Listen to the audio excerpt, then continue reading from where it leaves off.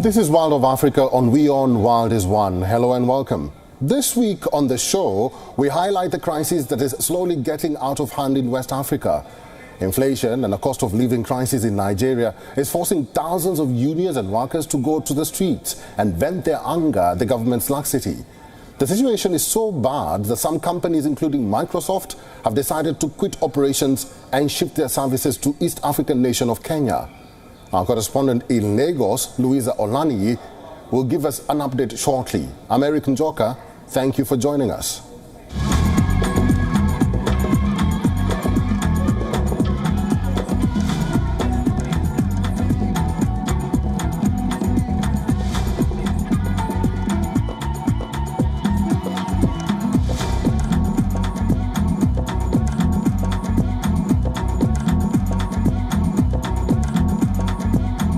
We begin in South Africa. The African National Congress, the ANC, which has been in power since the end of apartheid 30 years ago, lost its majority in a May 29th election and is now negotiating with potential governing partners ranging from Marxists to free marketeers. The ANC says that it favored forming a broad-based government of national unity, but some of the smaller parties have rejected one another, and it is unclear whether any kind of deal will have reached and who will be included. New South African Parliament will reconvene and no government yet. Our correspondent in Johannesburg, Kalden Ongmu, sent us this report. Are you that worried? Reeling from its worst electoral performance in 30 years, South Africa's ruling African National Congress said it will seek to stitch together a government of national unity to administer the nation. After days of internal debate within the party, President Cyril Ramaphosa said South Africa was at a moment of fundamental consequence and that the country required extraordinary leadership. In the May 29th polls, the ANC lost its majority in South Africa's parliament for the first time since the end of apartheid. During the course of the discussions of the NEC, we have looked at various different scenarios for setting up government. As the ANC, with its 40% return of votes, cannot really set up government without cooperating with others. In effect, that means that the ANC, instead of entering into a direct coalition with its main rival parties, the market-friendly and right-leaning Democratic Alliance or the far-left Economic Freedom Fighters, will seek a broad multi-party alliance. And while Ramaphosa framed that decision as one taken in the national interest, analysts said the move also bears the hallmarks of political savvy, with the ANC's own interests front and center. A broad, multi-party coalition reduces the ANC's dependence on any individual political rival.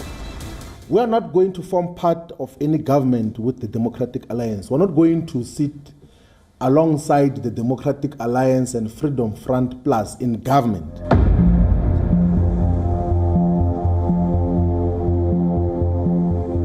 Forming exclusive coalition agreements with either the DA, EFF, or the new Umkhonto we Sizwe party, led by former President Jacob Zuma, could have compromised those aims and led to internal ructions.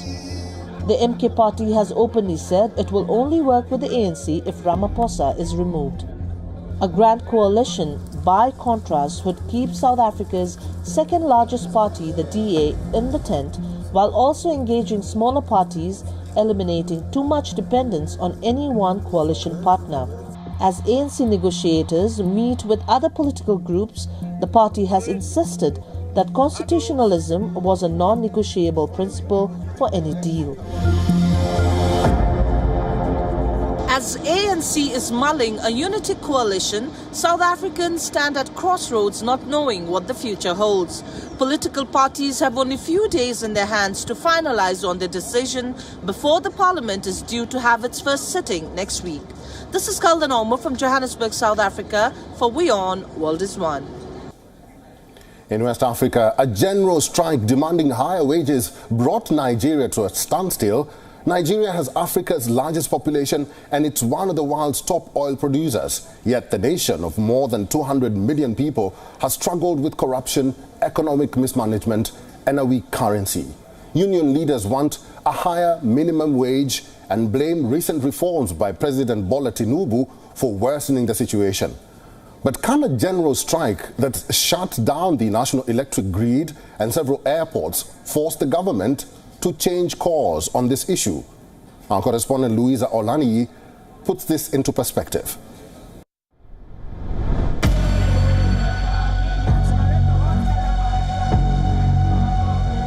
The cost of living crisis in Africa's most populous nation is at a breaking point, and the labor unions are fed up. Such protests have been a normal occurrence in the nation. The government claims slashed subsidies will save at least $788 million this year. Whatever that we're going to get out of this will be for the betterment of every Nigerian, the poor, the rich, and the not too poor. Two main unions, the Nigeria Labour Congress, NLC, and Trade Union Congress, TUC, have shut down the national grid. They stalled domestic flights and closed most federal offices, ports, petrol stations and courts to demand the government increase its offer for a higher minimum salary. The Nigerian Labour Congress are actually exercising their right because poor masses are suffering. Things are very expensive, so they need to come up with this so as to government to address some issues and to make everyone comfortable. The protests and the dismay came as President Bola Tinubu marked his first anniversary in office. Reforms initiated by the president last year, including the devaluation of Nigeria's currency, have caused inflation to skyrocket, worsening the cost of living crisis in Africa's most populous nation. It is the fourth time Nigerian workers have been striking since last May, when President Tinubu was first elected. Last August, resident doctors demanding better pay went on a 3-week strike that ravaged the public health sector. And in the heat of the moment, various companies, including Kimberly-Clark and Microsoft, have decided to close shop in Nigeria and venture to East Africa, with most of the investment portfolios now transferred to Kenya. Experts say Nigeria may have lost about 149 billion naira in oil revenue due to the strike action and more from other sectors, as a 2-day action brought the economy to a standstill by shutting down the national power grid and disrupting flights across the country. Now, President Tinubu has embarked on Nigeria's boldest reforms, which has fueled a rise in inflation to an almost 30-year high and worsened a cost of living crisis, making the current minimum wage a joke to workers. From Lagos, Nigeria, Louisa Olaniyi, WION World is One. Let's head to the north now. UNICEF has released a report stating that the agency was horrified by the killing of 104 people who were attacked by the Rapid Support Forces soldiers in Wad al-Nura village in Sudan's Al-Jazira state. Among the dead are 55 children. On June 5th, the RSF allegedly carried out a brutal massacre in the state. The incident drew widespread condemnation from political forces, armed groups, human rights organizations, and international bodies who called for an investigation and accountability for those responsible. Here's a report.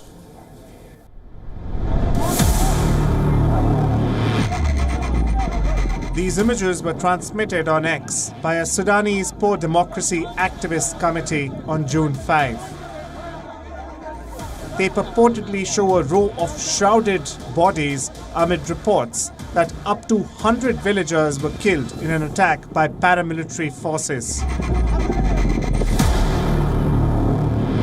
Another footage showed a military convoy of the Rapid Support Forces heading southeast and firing towards the village of Wad al-Nura.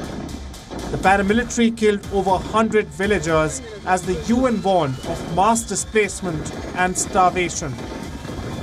For the UN, Al-Fashir is inaccessible either cross-line or cross-border. We have all seen the horrific news coming from the small village of Wad Noor. We are also hearing of truly horrifying reports of violent attacks and casualties in the villages of Wad Noor in Al-Jazira state. The massacre in Wad al-Noor came weeks after the UN human rights chief said he was horrified by escalating violence near Sudan's Al-Fashir. He held discussions this week with commanders from both sides of the conflict, warning of a humanitarian disaster if the city is attacked. Hundreds of thousands of people are sheltering in Al-Fashir without basic supplies. There are fears that the nearby fighting will turn into an all-out battle for the city, the Sudanese army's last stronghold in the western Darfur region. Its capture will be a major boost for the rival rapid support forces as regional and international powers try to push negotiations to end the 13-month war. We warn both commanders that fighting in El Fasher, where more than 1.8 million residents and internally displaced people are currently encircled and at imminent risk of famine, would have a catastrophic impact on civilians, and it would deepen intercommunal conflict with disastrous humanitarian consequences. The number of people displaced by the conflict inside Sudan could soon exceed 10 million. The organization recorded 9.9 million internally displaced people across all 18 states in Sudan this week. The figure includes 2.8 million men, women, and children displaced prior to the start of this round of the conflict in April 2023 and 7.1 million since then. Approximately 12 million people have been forced to flee their homes in Sudan so far. Over 2 million have fled to neighboring countries, mainly Chad, South Sudan, and Egypt. The health system in Sudan is collapsing. About 65% of the Sudanese population lack access to healthcare. Healthcare in Sudan typically relied heavily on Khartoum, where the healthcare system was decimated. Only about 25% of the medical supplies needed are available in the country.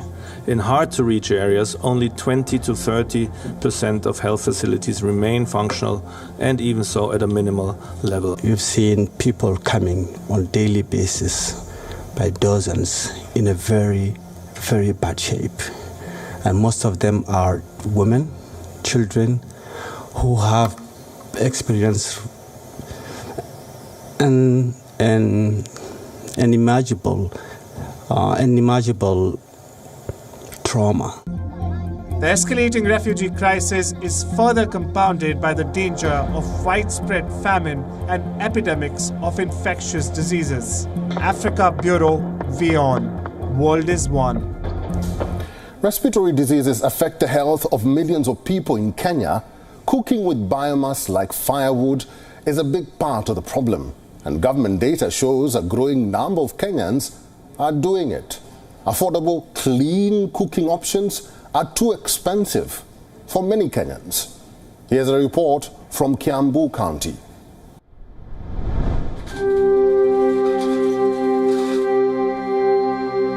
Jane Muthoni is collecting firewood to light a fire in her kitchen. The structure is made of iron sheets. Soon, the roof, walls, and wooden pillars are covered in soot. As she blows on the flame to make tea, the 65-year-old is engulfed in smoke. I have been using firewood all my life and wake up every morning to fetch it.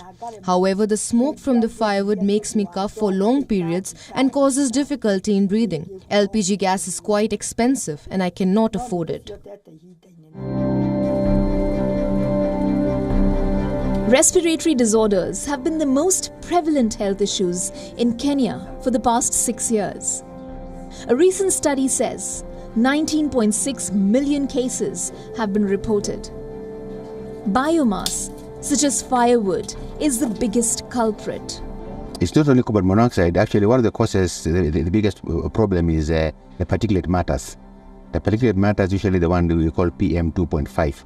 And that one there, you find that it is one that is associated with pneumonias, is one that's associated with asthma, and so on. And it is usually brought around by fuel for cooking.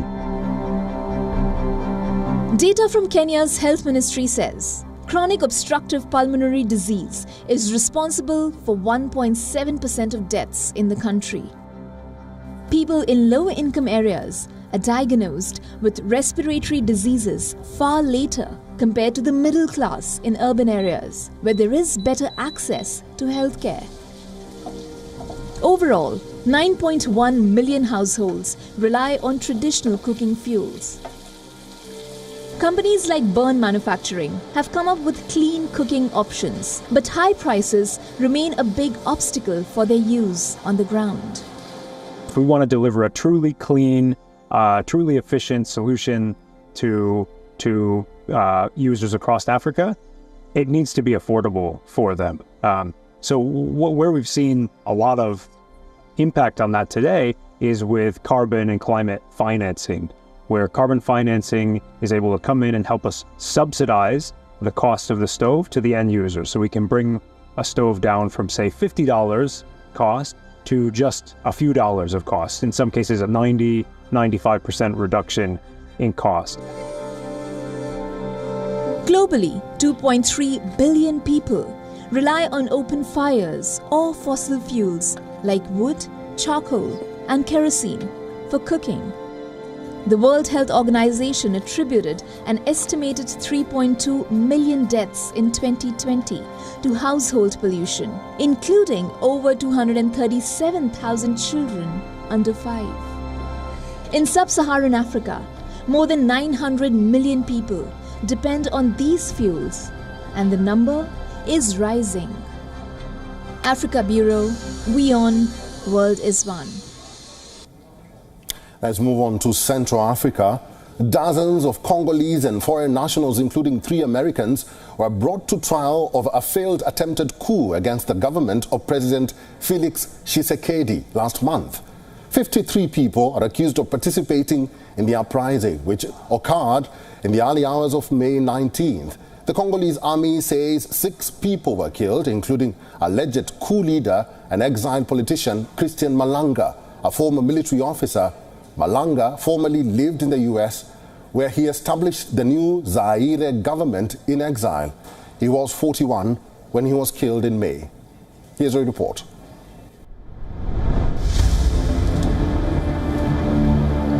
These are suspects arriving and taking their seats at a military court in the Democratic Republic of Congo for the opening of a trial in which they are accused of involvement in what the army said was a thwarted coup attempt last May.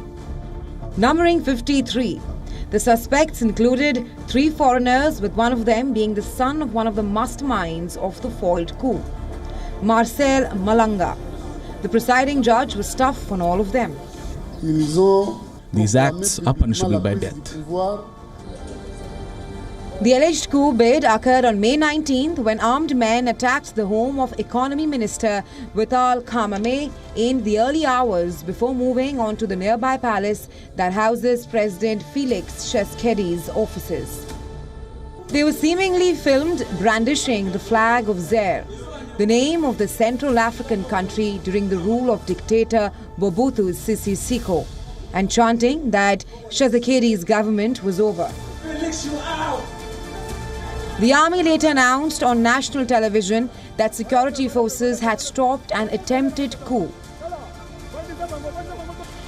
Kinshasa residents condemned the attacks that left 3 people dead in the Congolese capital, even as the parents of a 21-year-old Utah man was one of the 3 Americans arrested after an ill-fated attack on the presidential palace in the Congo. Wait for answers about the fate of their son from their home in a Salt Lake City suburb. Tyler Thompson, aged 21, traveled to Africa in early April with his former high school football teammate Marcel Malanga for what his family believed was an all-expenses-paid vacation funded by Marcel's father, Christian Malanga. Marcel's dad has been shot in front of the boys, and they have been taken into custody, and now we're getting pictures and they're being beaten, and we don't necessarily know what's going on, but they wanted to come over and tell me that the boys have been taken into custody. Days after the threats to his life, the economy minister of the Democratic Republic of Congo's outgoing government was elected head of the country's National Assembly.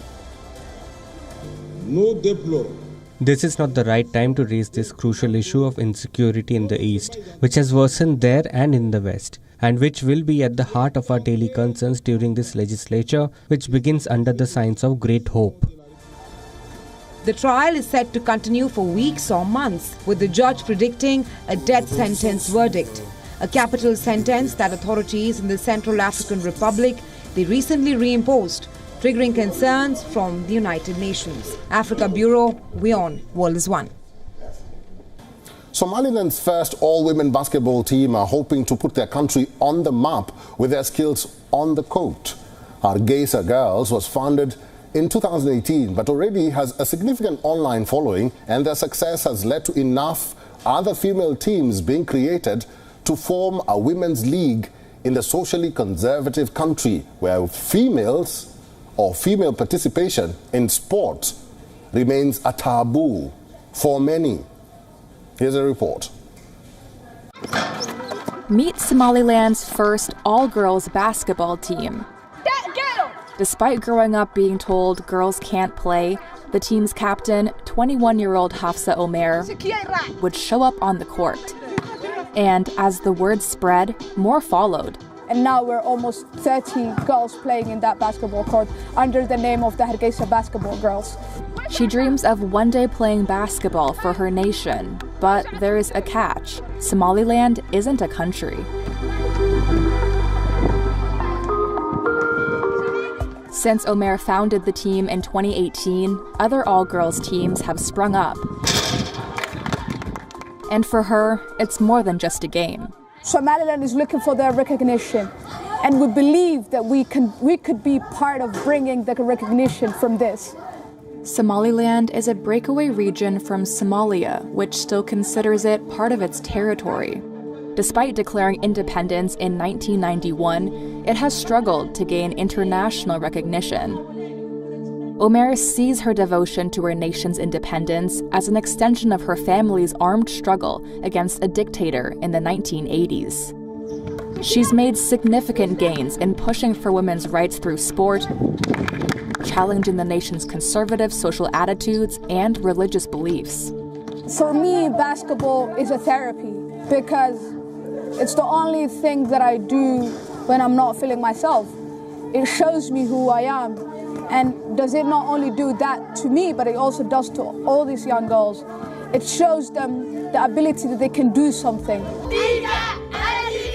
Somaliland officials say they have a strong case to become Africa's 55th nation. The former British protectorate has its own coast guard, run by a female admiral, police force, passports, currency, and a functioning democratic political system. Thanks for watching this week's episode of World of Africa. Stay in touch with us on all our social media platforms and tell us about the show there. I'm Eric Njoka, and until next time, it is Kwaheri from me and the team.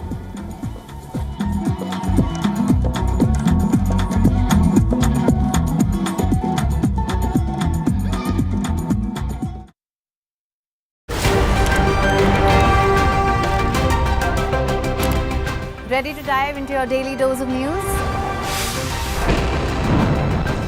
Bringing you what's trending in the West and all that's setting trends in the East. And all of this served up with a side of insightful banter. We don't just bring you the latest stories. We bring you your talking points for the day. And while you do that, from the busy streets of New York, I will provide you with deeper insights on the developments through the course of the day in the U.S. And I will be here at the WION headquarters, getting you all the action from the universe of sport. All that you need to know about your favorite teams and players. right here. The show that keeps you ahead of the global curve. A conversation you'd want to be a part of. A place where news becomes an engaging exchange. We bring you stories that impact your present. This is World DNA. Join the conversation.